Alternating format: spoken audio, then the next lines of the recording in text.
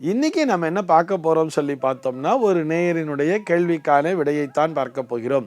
அந்த நேயர் என்ன கேட்டிருக்காங்க அப்படின்னு சொல்லி பார்த்தோம்னா, அரச மரத்தை வெட்டக்கூடாது என்று பெரியவர்கள் ஏன் சொல்கிறார்கள்? அப்படிங்கிற ஒரு கேள்விக்கான விடையைத்தான் பார்க்க போகிறோம்.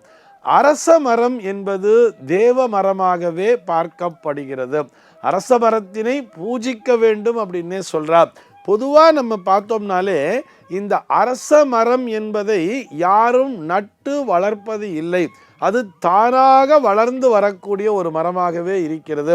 அதுவும் ஒரு பாழடைஞ்ச வீடெல்லாம் இருந்ததுன்னு பார்த்தோம்னா அந்த வீட்டினுடைய சுவத்துல கூட வந்துடுறது.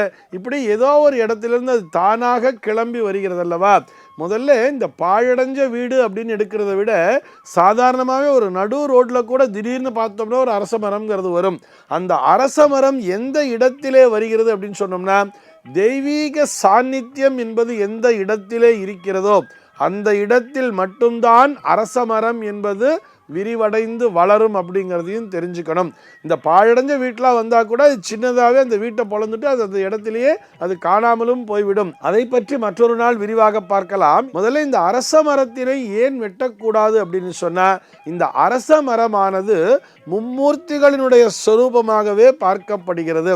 அதற்குரிய மந்திரமே எப்படி சொல்கிறது அப்படின்னு சொல்லி பார்த்தோம்னா, மூலத்தோ பிரம்ம ரூபாய மத்தியத்தோ விஷ்ணு ரூபினே அக்ரதக சிவரூபாய விருக்ஷராஜாயத்தே நமஹா என்றே சொல்வார்கள். விருக்ஷராஜாயத்தே நமஹா. விருக்ஷம்னு சொன்ன மரம், அந்த மரங்களுக்கெல்லாம் அரசராகிய உன்னை வணங்குகிறேன். உன்னுடைய மூலத்திலே பிரம்மாவானவர் இருக்கிறார். மூலத்தோ பிரம்ம ரூபாயா மத்தியத்தோ விஷ்ணு ரூபினே. உன்னுடைய உடம்பிலே அந்த நடுபாகத்திலே, அந்த அரசமரத்தினுடைய நடுபாகத்திலே மகாவிஷ்ணுவானவர் காட்சி அளித்துக் கொண்டிருக்கிறார். அக்ரதக சிவரூபாயா, அந்த உச்சியிலே பார்த்தோம்னா பரமேஸ்வரனானவர் வசித்துக் கொண்டிருக்கிறார் என்றுதான் அந்த விருக்ஷராஜம் எண்ணப்படக்கூடிய அந்த அரசமரத்தினுடைய மந்திரமானது சொல்கிறது. இந்த மந்திரத்தை சொல்லித்தான் அரசமரத்தை சுற்றி வந்து வணங்க வேண்டும் அப்படின்னே சொல்றார். இது போக இந்த அரச சமித்து அப்படின்னு சொல்றோம் இல்லையா, அந்த அரசமரத்தினுடைய குச்சியானது பார்த்தோம்னா அது குருவினுடைய ஆதிக்கத்தினை பெற்றது. ஆக குருவினுடைய தாக்கம் நவகிரகங்களிலே பிரகஸ்பதி என்று சொல்லப்படக்கூடிய அந்த வியாழனினுடைய முழுமையான அருளை பெற்ற ஒரு மரமாகவும் இந்த மரமானது பார்க்கப்படுகிறது. ஜோதிடத்திலே புத்திரகாரகன் என்று அந்த குருவினை சொல்வார்கள். அவருடைய தாக்கம் நிறைந்த மரம் என்பதால் தான் குழந்தை பேறு வேண்டி இருப்பவர்கள் அந்த அரசமரத்தை சுற்றி வந்து வணங்குவார்கள். அரசமரத்தை சுற்றி வந்து வணங்கினால் குழந்தை பாக்கியம் கிடைக்கும் என்று நம்பினார்கள் அல்லவா. அதற்கான காரணம் என்னன்னு சொல்லி பார்த்தோம்னா, அந்த அரச சமித்து என்பது நவகிரகங்களிலே குருவிற்கு உடையது. இந்த குருவைத்தான் புத்திரகாரகர் என்றும் சொல்கிறார்கள். இதுபோக மூலத்தோ பிரம்ம ரூபாயா அப்படின்னு சொல்லிட்டோம் இல்லையா, இந்த பிரம்மாதானே படைப்பு கடவுளாகவும் இருக்கிறார். அவரை வணங்கி நிற்கும் பொழுது அந்த படைப்பு தொழிலானது இந்த பெண்மணியினுடைய உடலிலிருந்தும் துவங்கும் என்பதற்காகத்தான், அதன் மூலமாக நமக்கு புத்திரபாக்கியம் என்பது கிடைக்கும் என்பதால் தான் அரச மரத்தை ஒரு தெய்வீகமாக மரமாகவே பார்த்தார்கள்.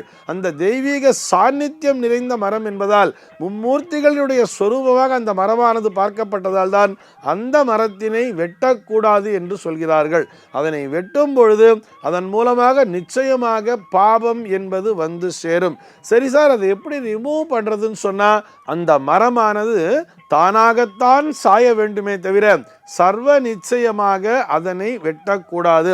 அதனால்தான் முதல்லயே சொன்னோம், அந்த மரமானது எந்த இடத்திலே வளரும் என்று சொன்னால் தெய்வீக சாநித்தியம் பொருந்திய இடத்தில் மட்டும்தான் வளரும்.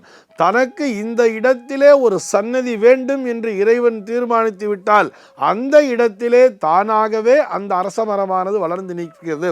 அது தெய்வீக மரம் என்பதனால் தான் அந்த மரத்திற்கு கீழே விநாயகரினுடைய சிலையை பிரதிஷ்டை செய்கிறார்கள்.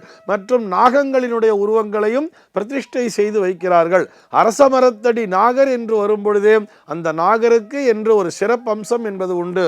ஒரு நாக தோஷம் நோங்க வேண்டும் என்று சொன்னால், ஒரு ராகுவினுடைய திசை நடக்கிறது, ஒரு ராகு புக்தி நடக்கிறது, ஒரு கேத்து திசை நடக்கிறது, ஒரு கேத்து புக்தி நடக்கிறது, அதனால் நம்ம ஏதோ ஒரு பிரச்சனையை அனுபவிச்சுட்டு இருக்கோம்னு சொன்னால் அந்த அரசமரத்திற்கு கீழே இருக்கக்கூடிய அந்த நாகரை சென்று வணங்கும் பொழுது அந்த நாகருக்கு அபிஷேகம் செய்து வணங்கும் பொழுது நம்முடைய தோஷங்கள் எல்லாம் நீங்குகிறதுன்னு சொல்றார். இப்படி நம்முடைய குறைகளை எல்லாம் நீக்குகின்ற, நமக்கு வரங்களை தருகின்ற விதமாக அந்த அரச மரமானது பார்க்கப்படுகிறது.